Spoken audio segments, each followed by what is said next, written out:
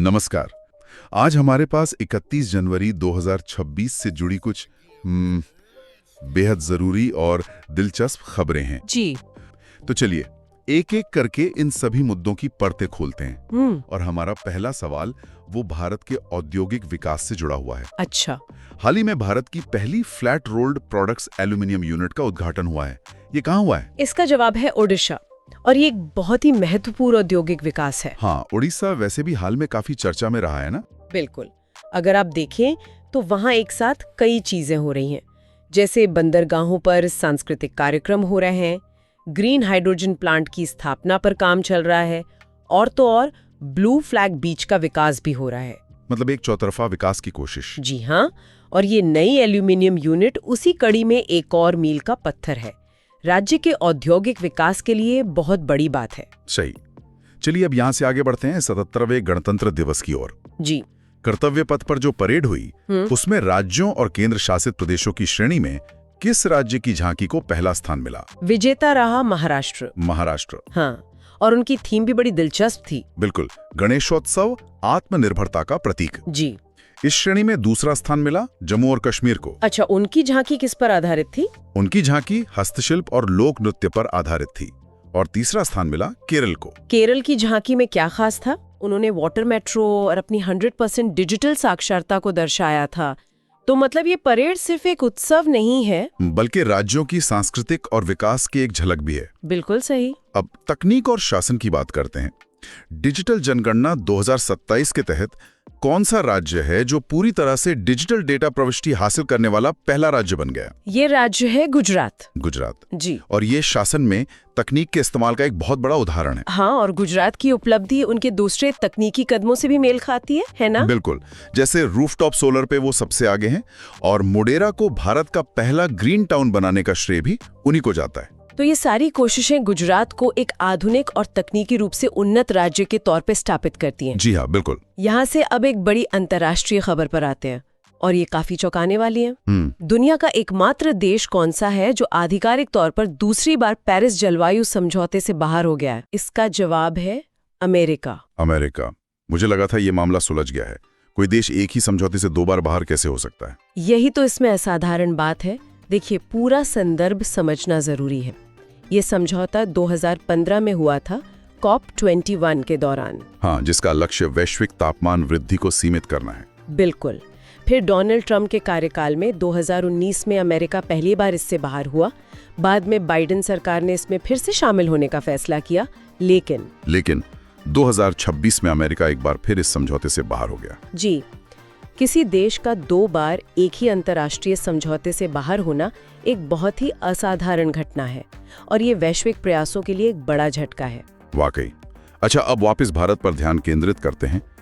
किस राज्य ने वर्ष 2026 को आधिकारिक तौर पर कृषि वर्ष के रूप में घोषित किया है? ये राज्य है मध्य प्रदेश। मध्य प्रदेश। जी। ये घोषणा राज्य के राज्यपाल मंगूभाई पटेल ने की। इसका सीधा सा उद्देश्य कृषि विकास को बढ़ावा देना और किसानों की आय को बढ़ाना। और मध्य प्रदेश तो वैसे भी एक कृषि प्रधान राज्य है। बिल्कुल। सोयाबीन के उत्पादन में तो वो देश में सबसे आगे है, और गेहूं और दालों के उत्पादन में भी उसकी बहुत महत्वपूर्ण भूमिका है।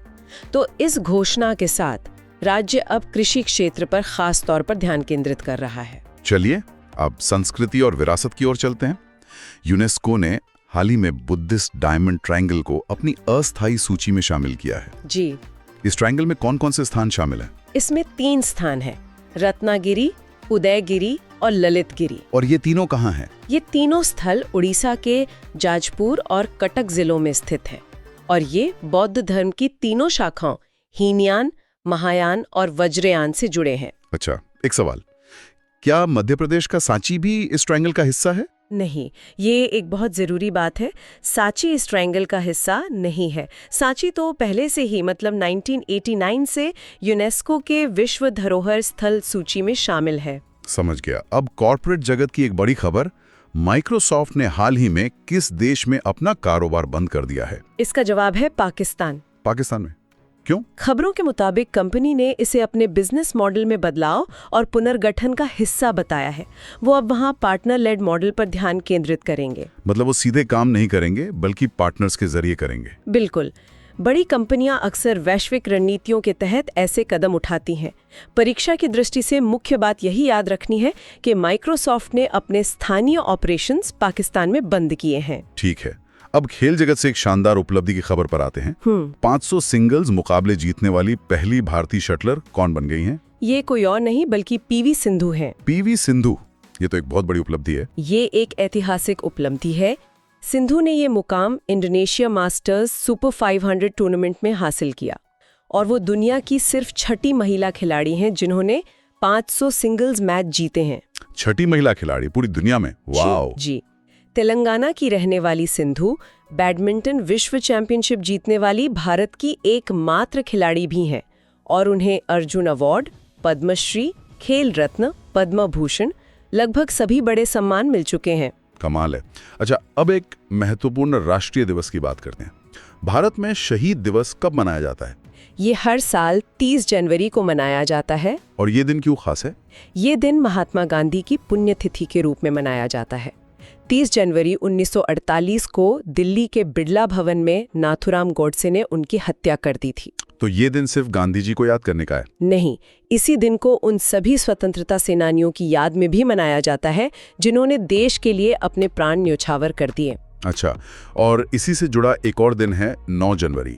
जी हाँ, 9 जनवरी को प्रवासी भारतीय दिवस मनाया जाता है क्योंकि इसी दिन 1915 में गांधी जी दक्षिण अफ्रीका से हमेशा के लिए भारत लौटे थे। अब आधुनिक अर्थव्यवस्था से जुड़े एक महत्वपूर्ण कदम की बात। किस राज्य ने प्लेटफॉर्म आधारित गिग वर्कर्स के लिए कल्याण और विकास बोर्ड का गठन किया है? ये प्रगतिशील कदम कर्नाटक ने उठाया है। कर्नाटक ने? जी। ये गिग वर्कर्स के लिए कितना जरूरी है? ये बहुत ही ज्यादा महत्वपूर्ण है क्योंकि ये जोमैटो, स्विगी, अमेज़न जैसी कंपनियों के लिए काम करने वाले लाखों कर्मचारियों को एक तरह की सामाजिक सुरक्षा देगा। तो ये बोर्ड काम कैसे करेगा? इस बोर्ड के अध्यक्ष राज्य के श्रम मंत्री होंगे। इसमें गिग वर्कर्स का पंजीकरण अनिवार्य होगा, उन्हें एक यूनिक आईडी मिलेगी और एक कल्याण कोष बनाया जाएगा जिससे उन्हें बीमा, पेंशन जैसी सुविधाएं मिलेंगी। बिल्कुल, बीमा, पेंशन और दुर्घटना कवर जैसी सुविधाएं दी जाएंगी। ये एक बहुत बड़ा कदम है। सही में। और अब बात करते हैं देश की अर्थव्यवस्था की। आर्थिक सर्वेक्षण 2025-26 के अनुसार वित्तीय वर्ष 2027 में भारत की संभावित जीडीपी ग्रोथ रेट कितनी रहने का अनुमान है? ये अनुमान 6.8% से 7.2% के बीच है। 6.8 से 7.2%। जी, ये सर्वेक्षण वित्त मंत्री निर्मला सीतारमण द्वारा बजट से ठीक पहले संसद में पेश किया गया और इसमें सबसे खास बात यह है कि भारत लगातार चौथे साल दुनिया की सबसे तेजी से बढ़ती प्रमुख अर्थव्यवस्था बना हुआ है। ये एक बहुत अच्छा संकेत है। बिल्कुल। सर्वेक्षण में वित्तीय घाटे को जीडीपी का 4.4% और निजी खपत में 7.5% की वृद्धि का भी अनुमान लगाया गया है, जो एक मजबूत आर्थिक भविष्य की ओर इशारा करता है। और अब आज का आखिरी सवाल, ये एक सामाजिक आंदोलन से जुड़ा है। जी। 4B यानी 4B मूवमेंट, ये सबसे पहले किस देश में शुरू हुआ था? ये शुरू हुआ था दक्षिण कोरिया में। दक्षिण कोरिया? जी। ये मूवमेंट है क्या असल में? यह एक रेडिकल फेमिनिस्ट आंदोलन है जिसकी शुरुआत 2010 के दशक में मीटू आंदोलन के समय हुई थी। और 4B का मतलब क्या है? 4B का मतलब है 4 सिद्धांत। शादी नहीं करना, बच्चे पैदा नहीं करना, डेटिंग नहीं करना और पुरुषों के साथ किसी भी तरह का संबंध नहीं रखना। अच्छा, तो ये पितृसत्तात्मक सामाजिक ढांचे के खिलाफ एक विरोध के रूप में देखा जाता है। बिल्कुल। इसकी शुरुआत दक्षिण कोरिया में हुई, लेकिन अब इसकी चर्चा कई दूसरे देशों में भी हो रही है। तो आज हमने अर्थव्यवस्था के आंकड़ों से लेकर सामाजिक आंदोलनों, खेल की उपलब्धियों और तकनीकी प्रगति तक हर क्षेत्र की महत्वपूर्ण घटनाओं पर नजर डाली। तो दोस्तों, ये थे 31 जनवरी 2026 के सबसे जरूरी करंट अफेयर्स, वो भी बिल्कुल आसान और पूरी तरह एग्जाम फोकस तरीके से। आज का क्वेश्चन है, नलों के माध्यम से पीने योग्य पानी उपलब्ध कराने वाला भारत का पहला शहर कौन बना है? Which became India's first city to provide potable tap water through taps? इस क्वेश्चन का राइट आंसर क्या होगा? कमेंट जरूर करें। अगर वीडियो अच्छा लगा हो तो लाइक करें, अपने दोस्तों के साथ शेयर करें और चैनल को सब्सक्राइब जरूर करें। इस सेशन का PDF डाउनलोड करने के लिए हमारे टेलीग्राम चैनल से अवश्य जुड़े, QR कोड स्कैन करके, या फिर लिंक डिस्क्रिप्शन और पिन कमेंट में है। मिलते हैं नेक्स्ट सेशन में। Till then keep learning.